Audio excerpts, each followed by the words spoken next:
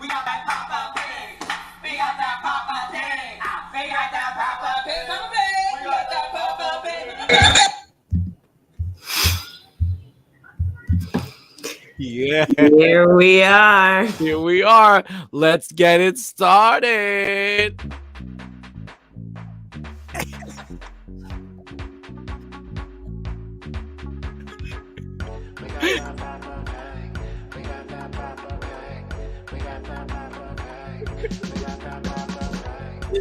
Greetings. Welcome to the PoppaDrank podcast. I am Jaylene and this is my friend and my co-host, Justin Jane. There's a lot of gray in the world. We think it needs a little more Pank, a Poppa Pank. We are Philly-based, multi-hyphenated, and award-winning actors who want all things joy and all things culture in this joy-forward and ever-playful variety podcast. You are listening to the tunes of our theme song composed by Jordan McCree, member of the band Guilty.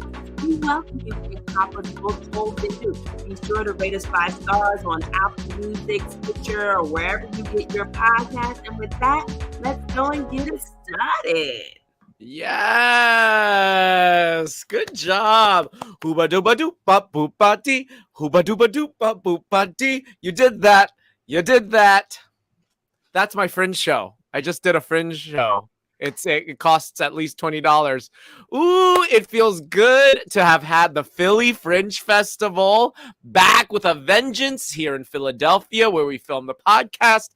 It just ended on October 2nd, but it was a month of new works by all kinds of artists with all kinds of budgets in every imaginable space throughout the city. The Philly Fringe is where I really found my artistic voice as a theater maker, and I've had a deep relationship seeing work and making work since 2000. That's 22 years. I know I look 22 years old, so I wasn't even born when I started doing this. It is a massive step for artists to self-produce, and the festival has evolved immensely over the years. In this episode, I'm going to talk about all of that and take a deeper dive into my relationship to it and now Jaylene's first relationship with it. Pretty much. We're going to get into it. Now, if you missed our last episode, it was our 60th episode, which is crazy, like 60. We've done 60 episodes of this. And it was our first episode of our 4th season, which is also crazy. So we talked about kicking off the 2022 to 2023 theater season. We shared some Pank news and tickled Panks, and of course we played some games. So if you missed it, make sure you rewatch it or listen to it. You can watch it on YouTube or Facebook or listen wherever you get your podcast. Yes. And all of these new seasons and celebrations, that has me thinking we need to do a toast. Yes, we do. We need to do a toast. Happy Pank Day from our Pank Poppa Paul. I think it's about that time. Justin, what do you think? Let's do it. Ooh. Your glass so we can clank. It's time for that. PoppaDrank. PoppaDrank. PoppaDrank. PoppaDrank. PoppaDrank. And cheers. And cheers. Arriba, abajo, al centro, pa dentro. Jingle masakala, mabuhay wello. Oh, I got floored by what you just brought on. So those of you listening at home, Jaylene just pulled out a cup with little black dots at the bottom of it. I think I know what that is. You might, but before I tell you what it is, Pank Poppas, let us know what you're drinking in the comments. What is your Pank drink, your PoppaDrank for tonight? Let us know. So what I'm drinking bubble tea. Did you make this? I did. What? Yes. Have you not seen my first? I did a food video. You know how like the influencers and stuff do like food review videos online? Yeah. That's what I did. I reviewed this. A boba kit. Boba kit. And it's really good. It's brown sugar bubble tea, and you can make it right at home. You just thaw out the little frozen packet with the bubbles and everything. And what I really like to do is add it's the Trader Joe's brown sugar oat milk creamer. I add a bit of that Yes. to the oat milk that I put in here, but I didn't have that, so I added a bit of oat milk French vanilla creamer. Ooh, you know, Trader Joe's knows how to do their creamers. 'Tis the season. They're Mhm. gonna be doing that like gingerbread creamer, the like Mm. peppermint creamer, peppermint twist. I'm very excited. And is that all Trader Joe's? That boba kit? Yeah. All right. Yeah, this is all Trader Joe's. So it's no alcohol for me today. I could have put some Baileys in here, but I Oh, wanted to keep it vegan. So well, I am going the complete opposite. yeah, And I have 2 drinks here mm-hmm. because this is a citywide Yeah, special. buy special for my non-Philly people. What is that, Justin? It's a Philly favorite. It typically is a Pabst Blue Ribbon or PBR and a shot of well whiskey, like Heaven Hill or something. But at the Fringe Bar, this was typically the thing to drink. The Fringe Bar, Fringe Festival always has a central bar everyone goes to after their shows.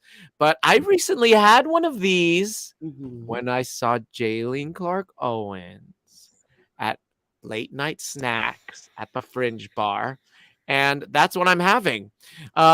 This is also a Philly Fringe favorite to have at Quigs. And Quigs is like the big theater bar here in Philadelphia. So cheers, Fringe goers, to the festival, to the start of everything. And I'm just going to down in one this. Woo! While you do that, our Pank Poppa Paul is having a whiskey ginger. That sounds good to me.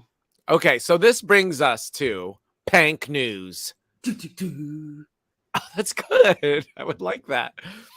This is the segment where we talk about anything we're vibing on this week in arts and culture. This could be anything from a theater show we've seen to pop culture events and visual arts. So what are you talking about today, Jaylene? I am talking about, well, first of all, you've got those tapioca balls to chew on. But so does Jay Clark with I Am With You. I'm having a bubble tea also. What? Yes, I put my parents onto the bubble tea. Did you plan this, though, that you would drink it at the same time? My father actually told me that he was having a bubble tea, and that made me think I should have that for my PoppaDrank. So my PoppaDrank was inspired by my Poppa. Yes, PoppaDrank. It's a drink and a meal. I always feel like bubble teas are like, am I eating or am I drinking? You're both. You're doing both. Apparently, you can do both. It's great. So, what am I talking about in the news? Yeah. Clydes, which is a play by Lynn Nottage, is currently the most staged play in the United States of America. And I just think that is really cool. Lynn Nottage is a Black playwright. She's a woman, and she is just magnificent. And I'm just really excited that her play is being produced all over the country. It is the most produced play in the country this season with at least 11 productions. There was a survey that was taken, and it found that there were 24 productions of Nottage plays planned this season, which ties her with regional theater favorite Lauren Gunderson for the title of most produced playwright in America. That is awesome. Go ahead, Lynn Nottage. Clydes opens at the Art and Theater here in Philly in late January. And also former guest of the podcast, Khalil Kane, who is an actor. You might know him from the movie Juice or from the TV show Girlfriends. He is currently in Clydes in Pittsburgh at the City Theater. That's running till October 16th. So I'm just really proud of Lynn Nottage, and I just think that's awesome for a Black woman to be one of the most produced playwrights in America right now. Like, I can probably guarantee another friend of the podcast will be on the Arden Philly production of this, but only time will tell. Auditions are around the corner. That's right. So my Pank News this week is kind of more like an op-ed because I'm talking about oldish news. It's like September news, but this is a recent Broadway announcement. So after 35 years, a lot of people know this, the Phantom of the Opera will stop haunting Broadway finally. This winter, Phantom will close on February 18th, 2023. It has been open since 1988. Okay. That's when I was born too. Yeah. So this may seem like a small thing. Like when I first heard about it, I was like, who cares? Whatever. Broadway shows closed. But this is one of those news items that sometimes you're just like, wait, what did I hear that right?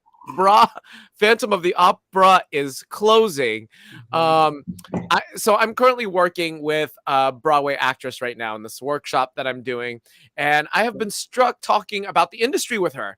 So and she's like, things for her and fellow Broadway actors are kind of tight right now, and kind of like, because when a show like Phantom closes, Broadway must be hurting in its own little way. And I suspect it's like what's a little bit happening here in Philadelphia, where theaters and our industry are still like struggling to get back to pre-COVID numbers and practices. But, I've seen some theater budgets and some statistics, and at least here in Philly, the regional market is also kind of like still is mirroring that sort of trend of Broadway, of just like stuff isn't quite back. But I am heartened by what I saw in the Fringe this year, and I will talk about that when we get to talking about the Fringe Festival. But I don't know what can be done. Some things have shifted in the last years, but did they shift far enough? What should we do? Should we stop producing and invest in and stop investing in these mega productions? I think we need to just engage audiences and artists in multiple ways, rather than just thinking about productions and big productions. That actually the artists have plenty of ideas about how to engage and how to get the industry back on its feet without having to sort of do these mega hits that we used to do. But anyway, I think there's a lot more to say about, I can get off my soapbox about like, how can we fix this all so that shows like Phantom of the Opera don't close? But it's, I think it might also be a good day and a good time for the little guy. And I really noticed that this year in the Philly Fringe. So we'll talk about that when we get there. That the Philly Fringe just has me so tickled pink. Well, you know what? That brings us to our next topic, our next segment. And you know what it is? What? Tickled Pink! So Tickled Pink is where we usually talk about something that is bringing us joy and is a bit of a catch up for Justin and I. So, I mean, I can talk about what's tickling me, Pank, since you just finished talking. Okay. So Justin and I, so as you all know, Justin and I are going to be a part of a kids show called Albie's Elevator. And today was the first rehearsal. So that certainly has me tickled pink, reading the scripts and seeing some of the fun things that Justin and I will get to do on the kids show. And I think, I got to see a bit of the how the pilot came out that we did and everything, and it looks really good, and I'm just very, very excited. So that has me tickled so Pank. I just can't wait for Huggy Pepper. Huggy Pepper is a character on the kids show. We're not allowed to talk about it, like talk about it, but I think I can say Huggy Pepper is one of the cutest Muppet puppet characters I've seen in my life. This big. Yeah. Very cute with an amazing voice. I'm so excited. I shot another network television role last week. Can you talk about what did your contract say? Can you mention anything? I'm gonna wait. Okay. I'm gonna wait. But look out for the announcement. Also, this is just a plug to join my mailing list, because ever since my first network television debut, when I was very excited and then they cut my line, I have refrained from posting when I'm going to be on the episode. Like, I'm not going to make an actual post like to my grid until after it is already on. Like, I might put it in my stories, but I will tell the people who are a part of my mailing list, my community, I will tell them like, hey, I'm supposed to be on the show today. We'll see if I make it. But here's when it's coming on. Here's the name of the show. Here's the channel. Tune in. So just a reminder to join my mailing list. You can do that right from my website, JayleneClarkOwens.com, and visiting the contact page.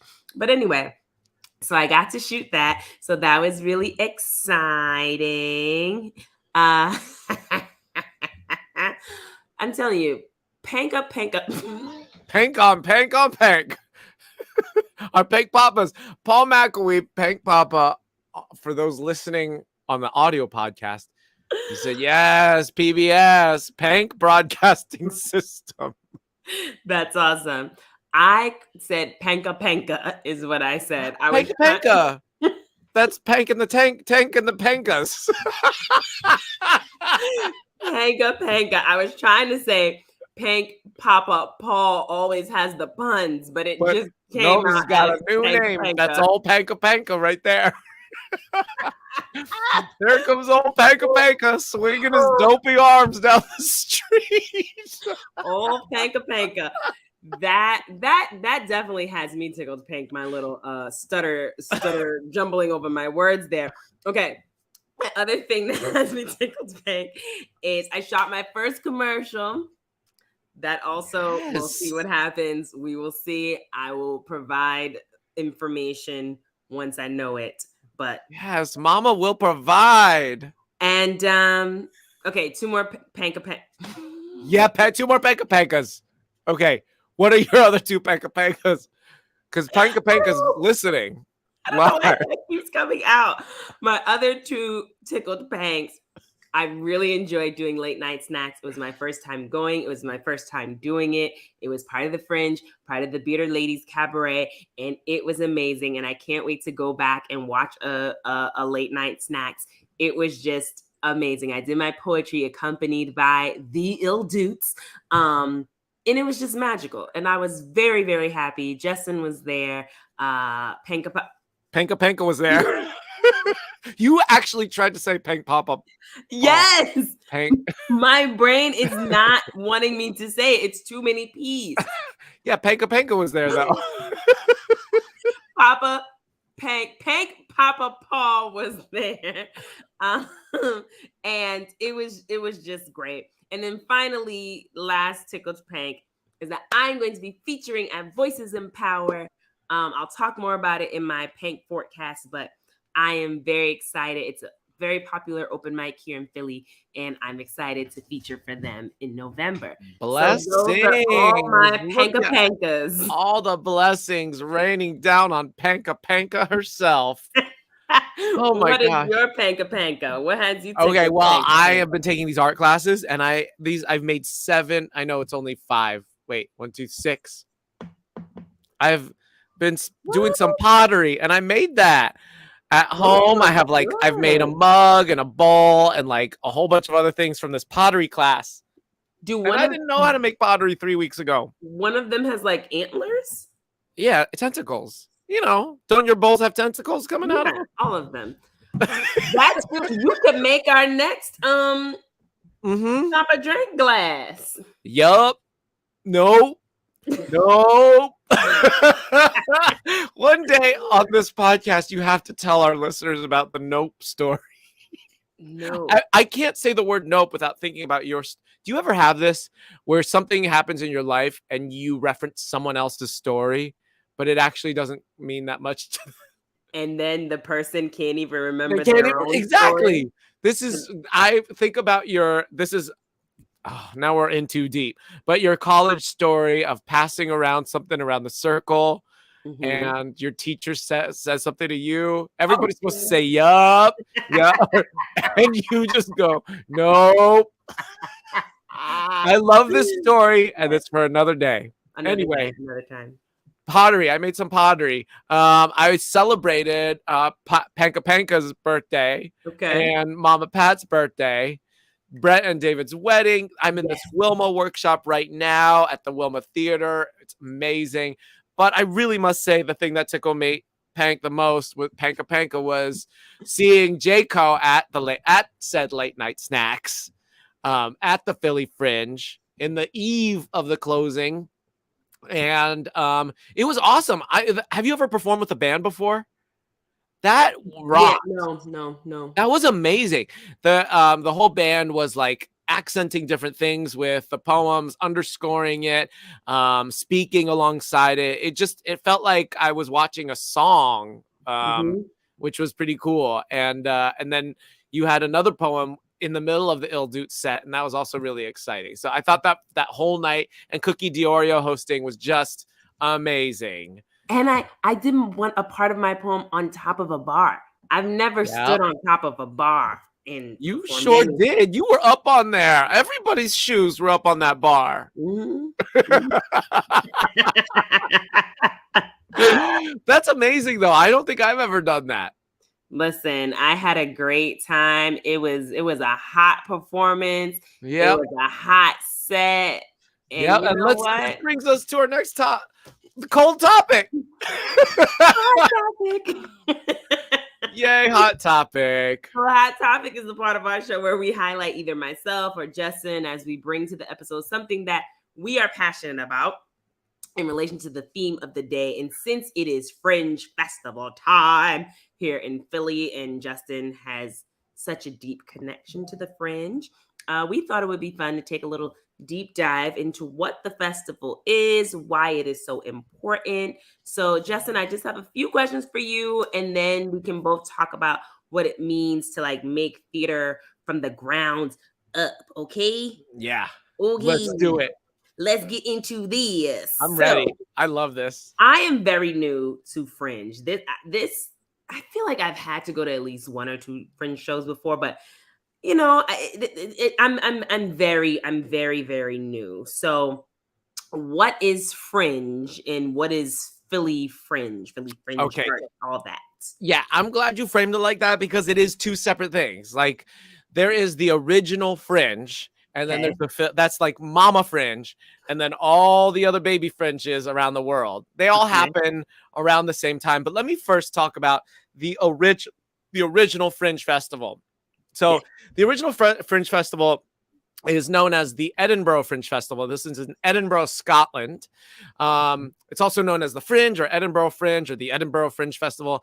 And it is and it continues to be the world's largest arts and media festival. Now, pre-pandemic, it usually spanned around 25 days and featured more than like 55,000 performances and 3,548 different shows in 317 venues. 5,000? Yeah.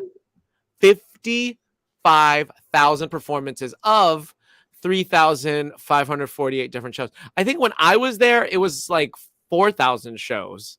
So the number goes up and down. But can you imagine going to a place and there's 4,000 things? No.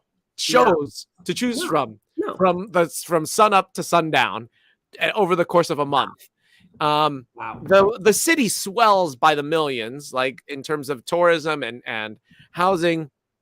But it was born in 1947. The Fringe started way back then as an alternative to the Edinburgh International Festival, which takes place in August every year. So there was like this massive festival, curated, high-end stuff, invited stuff. And then artists were like, you know what? That's like very exclusive. I want to make my own thing. I want to make it inclusive. And so this other festival started happening alongside that one. And the Edinburgh Fringe Festival has since become a world-leading celebration of arts and culture, and the only things that surpass it in terms of numbers and global tickets are the Olympics and the World Cup. Whoa. So it goes Olympics, World Cup, Edinburgh Fringe. That is that is how massive this is. But it's also weird that nobody knows about it. Right. So as an event, it has done more to place Edinburgh in the forefront of world cities than anything else. And that's according to many historians. The thing that makes it like a counterpoint to that big invited festival is it's open access, which means anybody, there's no selection committee, and anyone can participate with any type of performance. And then, of course, you have to pay for your venue. You have to, there's many ways in, but I've been so riveted. It's kind of like a theater mecca to go there and to see work from all over the world and to see what's hot in England, what's hot in Indonesia, what's hot in Africa, what's hot in Korea. It's like you go everywhere. Everybody comes to this festival. But anyway, so this leads us to the Philly Fringe. And the Philly Fringe is similar to that. It's non-curated. And when I came to Philly in 2000, these shows were all over the city. They were like in storefronts, in alleys, in theaters, in restaurants. And then around 5 years later after that, they started separating the Fringe into like a curated festival and like the Philly Fringe. And then within the next few years, Fringe Arts was birthed. And it was like there was Fringe Arts and then there was the Philly Fringe Festival. It was like two separate things. And that little mini divide then caused Philly to have a bunch more smaller festivals. Solo Fest came out of that at a different point in the year, Free Fringe, and most recently Cannonball Festival. I know, is this all too confusing? Wait, I didn't know that the Philly Fringe and Fringe Arts Festival are two separate things. For a little bit, only for a short time there, they became like a separate thing. Now they're one. What? Now they're one. I mean, they've always been one, but there was like a time when they were like really trying to be like, this is like its own festival and this is the other festival. And now they're like, let's go back to just being all inclusive. And being the Philly Fringe, which also has sort of absorbed Cannonball. There are still more curated works and then works that aren't, but there's now more of an emphasis on like a diversity of offerings: music, film, visual art, dance, clown, comedy, all of the above. So it's not a perfect system, but it is a perfect time of year. Okay. Can I say that? So Fringe is like those, like, if you like the jackets and like things with the strings. Yes. Fun fact. The only person listening to this that would know this is my parents. When I was younger, I used to call Fringe anything that had fringe, like a fringe jacket. I would call that limina.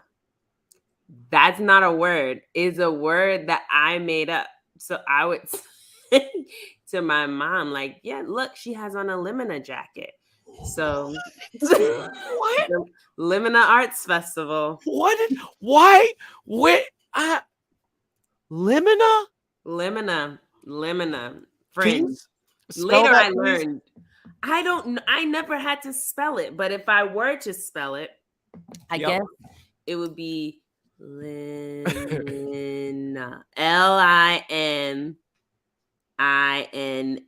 Limina. Limina. Although that looks like Limina, but that's not what I said. Ooh, Limina. That's a great name. Limina? Oh. That's the name of your next poem. Limina.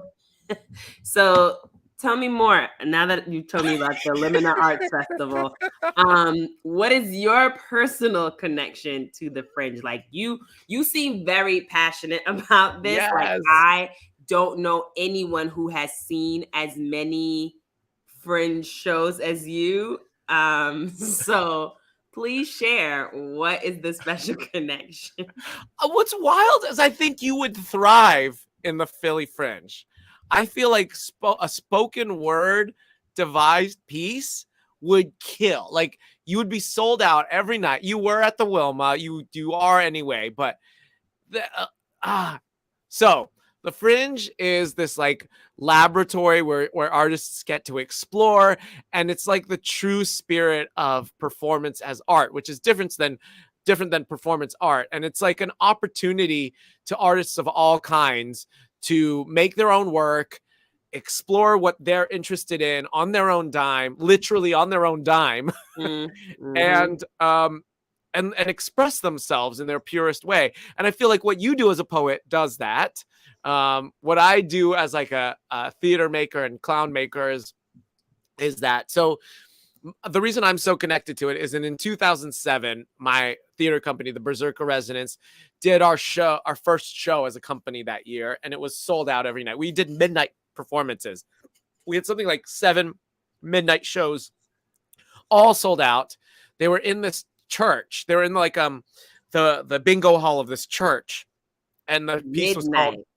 Yes, the piece was called The Jersey Devil. And so we're getting people, they had to go through a graveyard to get to our show. And then it was like this dark and scary, creepy, funny show. It was 60 minutes.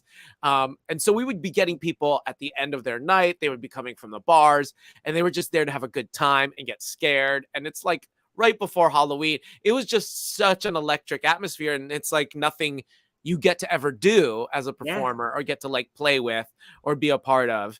And getting to do that. So that was just like wash, rinse, repeat versions of that every year.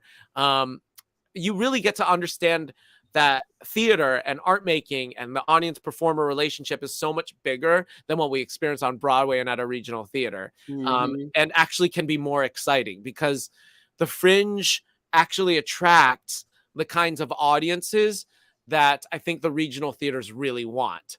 It's like young folks, diverse folks. It's folks from all different kinds of socioeconomic backgrounds. You've got old people, you've got young people, you've got people of multiple abilities, and they're all there because they know it's not your mama's theater.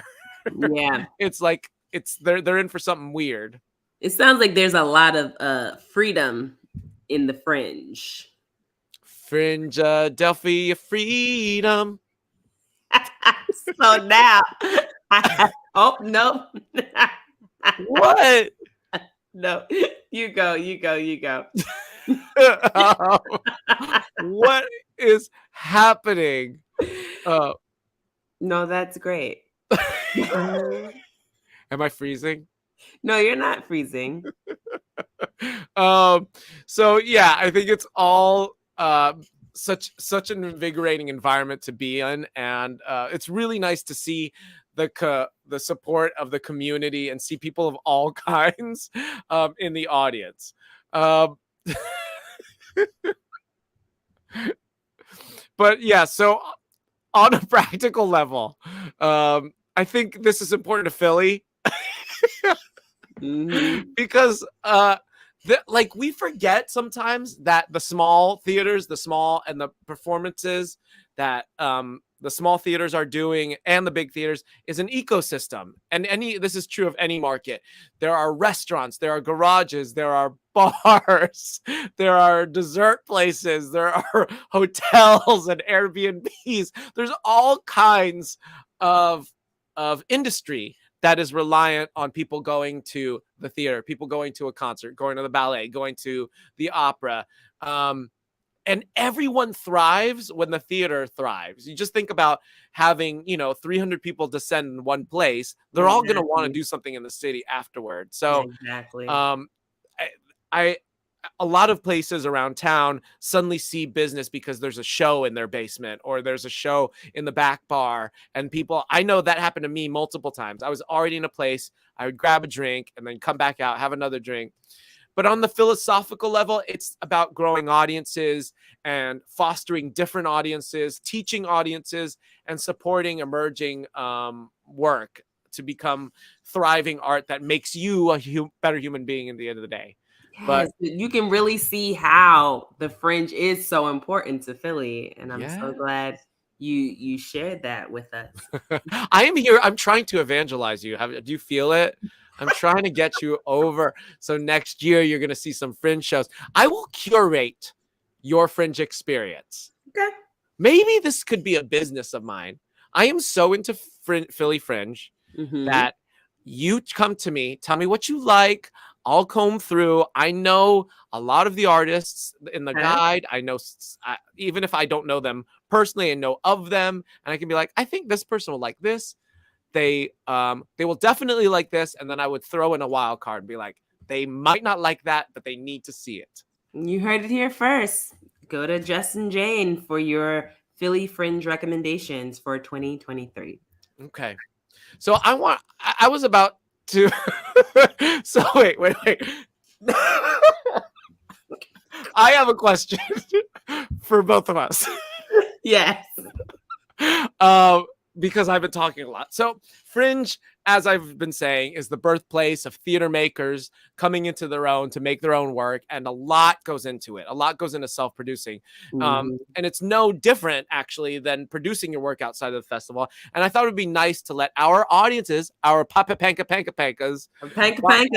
our Pankas, into some of the behind the scenes stuff a bit. So, let me ask you first, what is it like making your own work? What is the process of it and the rewards? And I think both Jaylene and I have actually very different processes for when we make our stuff. Yes. First of all, hello to Mama Pat. She has joined us. We love you so much. She was also at the Late Night Snacks performance, which I Yes, didn't and understand also because she just finished tech that same night and came to the show, and she's amazing. And then, like said, I'm gonna do a show tonight, and then go home and then listen to PoppaDrank. Yep. She's a true panka. So my process, I feel like I came into making my own work, as we've had on the podcast before. We've had Renaissance in the Belly of a Killer Whale, the cast, on the show. And, we have a play about gentrification in Harlem. And we came into that in a pretty unorthodox way. Like the work came first, and the work really begat work. The work brought forth more work. So, there wasn't a process of like raising funds and doing that, because we did a reading of Killer Whale, and then Alfred Pricer was like, hey, do you want to actually stage this as a play? And so he was like, I have this space in Times Square, the Times Square Art Center. We were able to do the play there. And so we started making revenue from those ticket sales.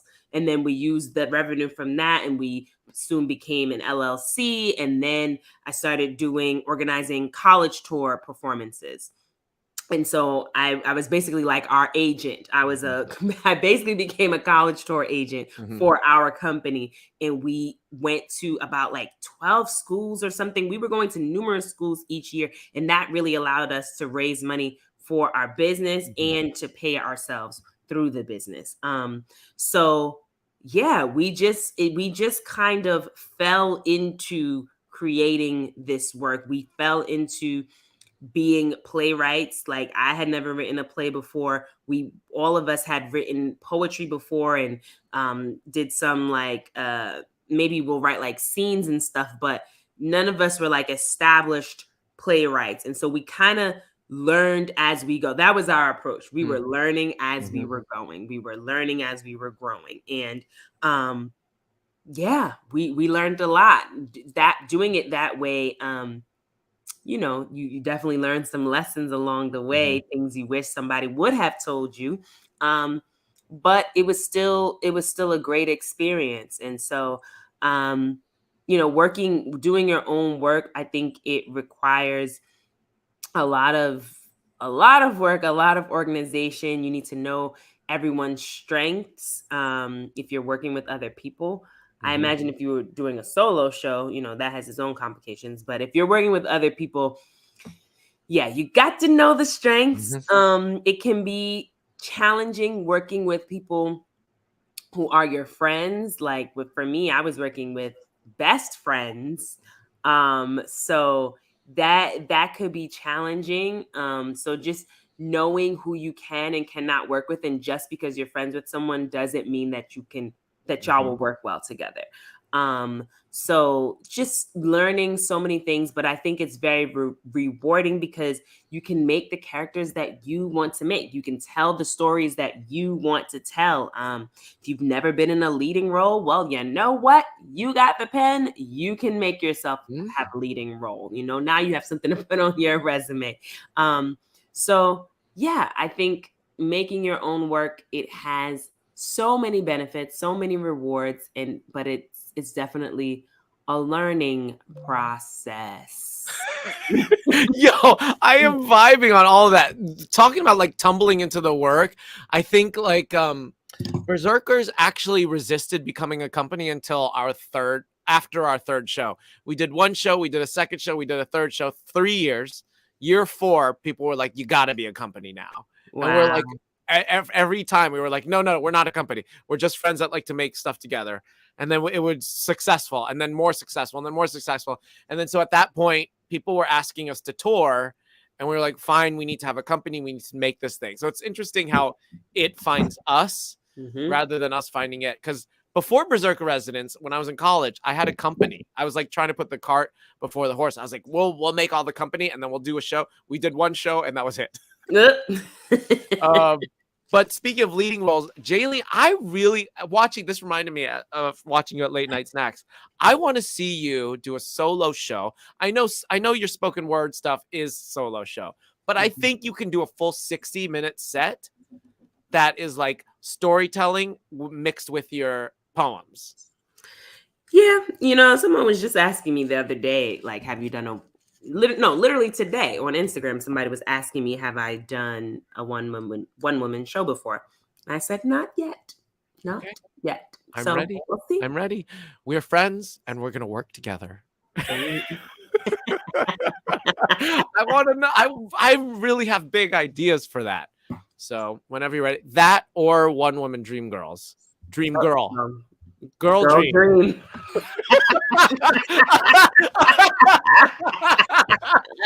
Oh my God. I think your One Woman Dream Girls is Girl Dream. Girl Dream. That way, nobody can come after. No cease and desist. There you go. I know that would sell out at the Fringe. I just like it's at the Edinburgh Fringe. There's this guy that goes and does one-man Star Wars. He does the whole Star Wars in like 60 minutes, one-man show. It's sold out. It's his moneymaker. It has him set all year long. He just works 1 month at this big venue, and Girl Dream would do it. I think that is the one thing that would pull those Star Wars audiences away. Listen, one thing that I did learn from doing Late Night Snacks is that I do want to sing more. I know you'll be happy about that, Justin. Look at him. You can't drop that bomb when I've got a citywide special in my face. You want to sing more because let me tell y'all something. The mic at the Late Night Snacks was micing. Okay, it sounded so good, and there's like certain things in my poems that I'll sing like 3 words, but when I sang those 3 words, I was like, okay. That's my voice. Who's singing? Me? My voice, my choice. My voice.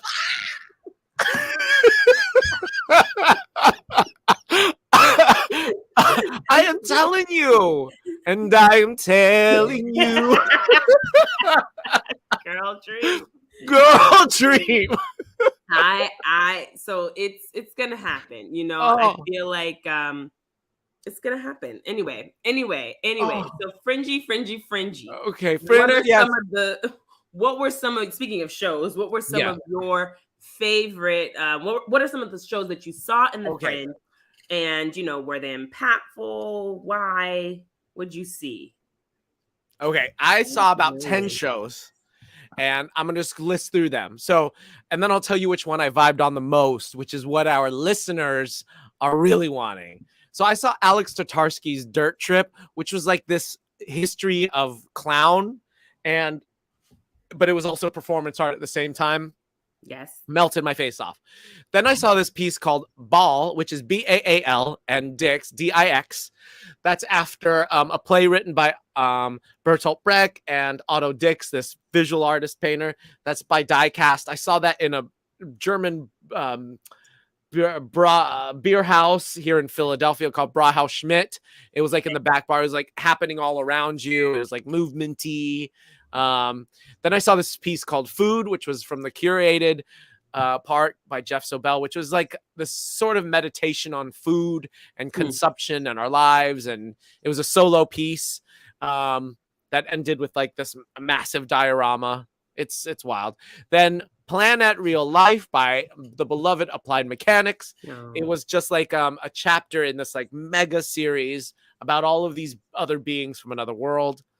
In the middle there, I saw Otello by the Philadelphia Opera, not part of the Philly Fringe, but it was at the same time, so I count it. Okay. I won't talk about that. But there was an amazing tenor in that. The tenor at the Philadelphia Opera, everyone, you just need to just Google that. And then Tenor at the Philadelphia Opera. The tenor. He played Rodrigo. And my gosh, Okay. what a performance. Interestingly enough, the character of Othello wasn't that featured. It's like mostly about Rodrigo and Desdemona. Who knows? Who knew? I saw Speech by Lightning Rod Special about the looking at the prism of what free speech is in America. Stress Exorcist by Mary McCool, which is this big monster that's trying to give you life advice. I saw this piece, Jerome Bell, Megan Bridge by Jerome Bell. It's like an autochoreography is what he calls it. It's just like this autobiography of this choreographer. And then I saw Late Night Snacks twice. That's the adult version and then the kid version I saw. Yeah. So I saw quite a smattering. That's not as severe. One Fringe, I saw 44 shows. That was when we got free passes. Whoa. And we could just go into anything. And I wrote about all those shows that I saw. One of the best years of my life, or best Fringes of my life. And if I could, I would do that every time. But it gets expensive. I bet. Lawrence Brown-Lee playing Rodrigo. Lawrence Brown-Lee, if you're listening to this podcast, please come be on it and then sing for us. Yeah. Yes. It was just like, I know I'm not talking about the Fringe right now, but he was the epitome of being unapologetic on a stage and owning it. It was just so exciting to see all the different kinds of opera singers, trained opera singers. And then he's out there this is how I sing. This is what I do. Okay. So the one that they were all quite riveting. And I would say Alex Tatarsky has my vote of all of those. This person was out of this world. Google them. They are famous. Okay. My last question. I'm ready. Go in here. My last question is, as makers, what future shows do you hope to make, whether it's Fringe or not? You heard mine about your solo show.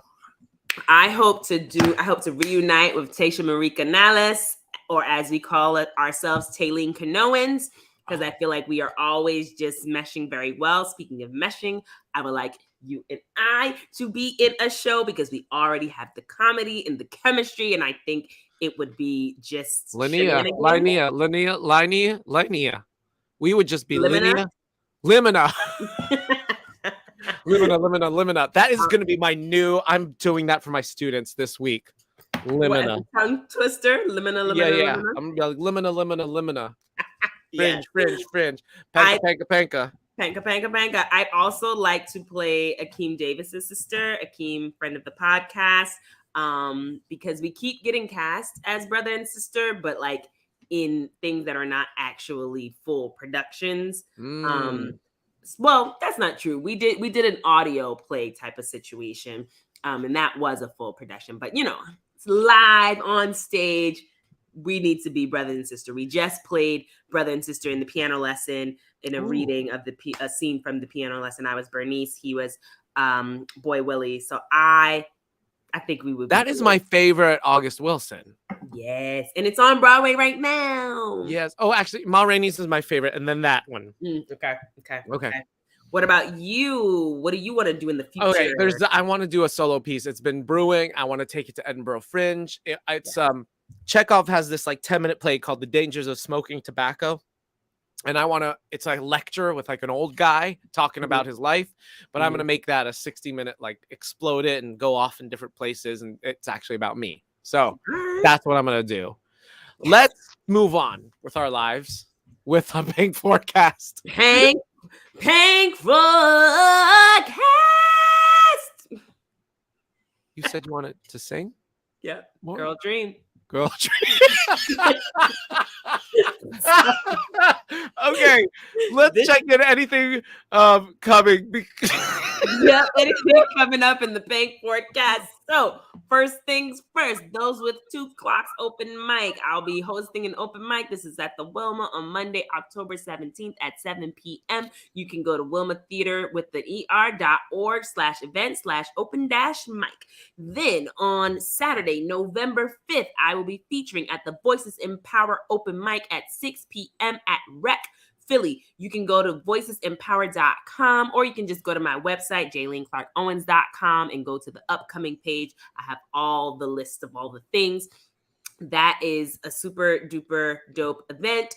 And I'm very excited. And then also my second open mic of the season will be School Pictures open mic on Monday, November 14th at 7 p.m. at the Wilma. Again, you can go to wilmatheater.org/event/open-mic.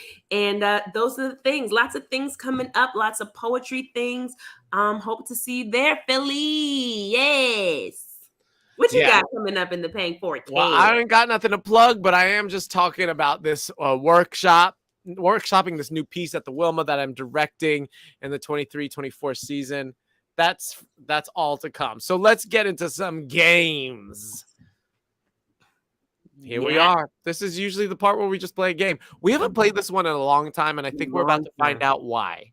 Long time. For those who may not even remember, where I left off is a game that I created with my friend Jacqueline Keesley. And when we were on a road trip, when we were like 13, on the West Coast in the car for a long period of time. And you basically sing a song, and then whatever word you leave off at, the next person has to think of a song with that word in it. So, okay. Do you have a song? Since this is like Fringe happens in the fall, give me a song about fall, and then pass the baton. And if I'm struggling, Pank Poppas, you got my back, right? You got my back. A song about fall. The Pank has got my back. I keep on falling in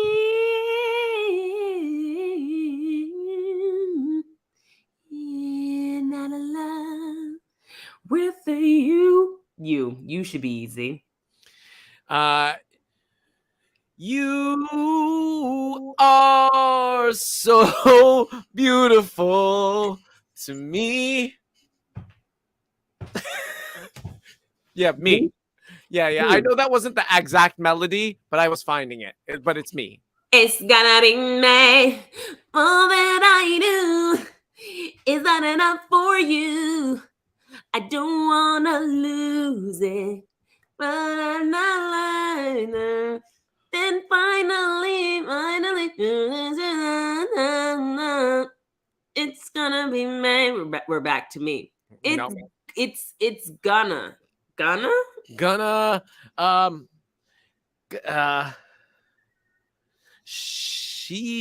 She's got away. We're gonna. Hey, we're gonna. How do I not have a song with gonna? B. It's gonna be B. Bijano is my friend, you know. And that's the end of the game. That's why I can't play this game. It suddenly every song vanishes from my brain the second you start playing. That happens to most people. In other news, our next episode is going to be, we don't know. November. It's going to be November. Listen, y'all, it's been a struggle to get dates on the board because, remember, we were birthed in a pandemic. We are a pandemic baby, okay? I got COVID. My booster.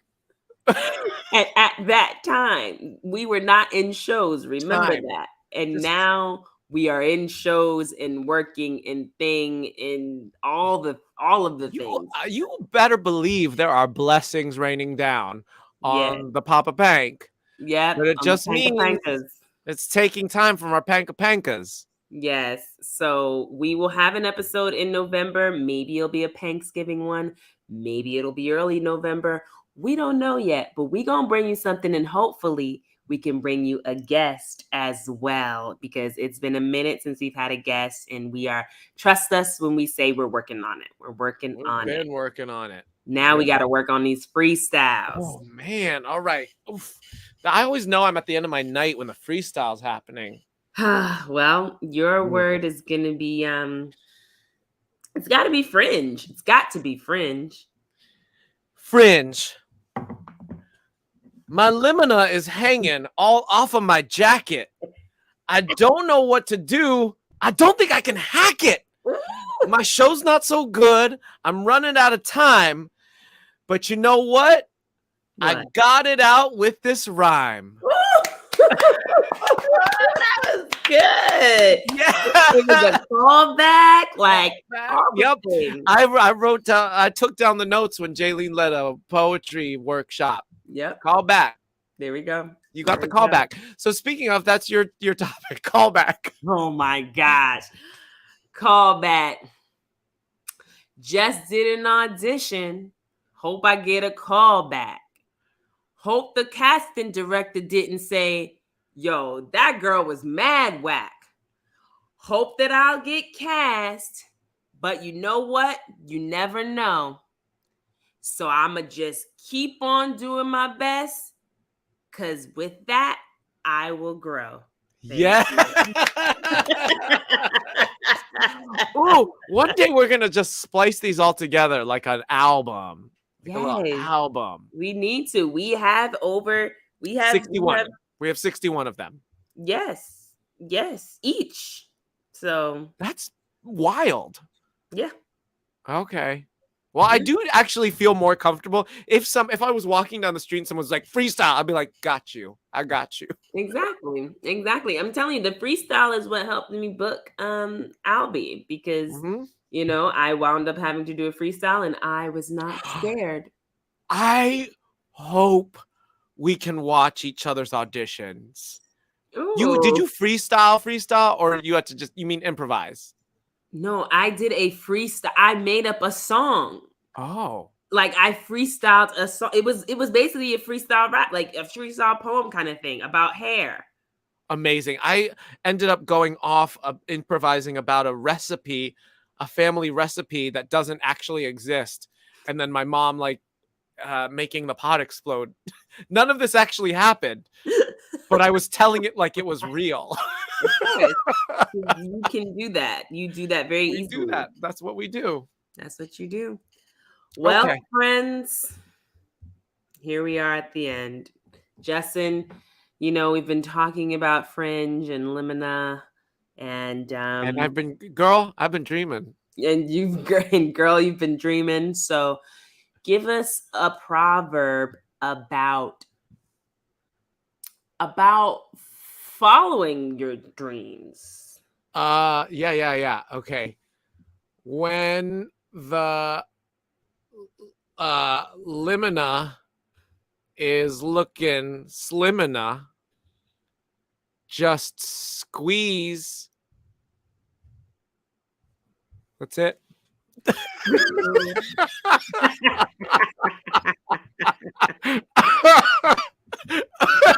the limina is looking slimina, just squeeze. Those are words to take you through your week, through your weekend, through your whole year, into 2023. We're ready. We're ready, 2023. You've canceled Phantom of the Opera, but you can't cancel us. Amen. Unless we get too busy. Okay, so thank you to some Pank thanks. Thank you to Jordan McCree, who wrote our music, Tracy A. Cassius, our studio editor, all of our past guests, and you, our followers, Pank Poppas, aka Pankas. Thank you who are tuned into us right now. Please plug us on social media. Subscribe to YouTube, Facebook, Insta. And we made that, COVID. We've reached the end of our episode. Looking. Bye.